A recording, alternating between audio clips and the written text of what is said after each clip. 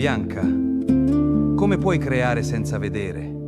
Io non posso più. Roberto, l'arte non inizia dagli occhi, ma dalla vita che senti.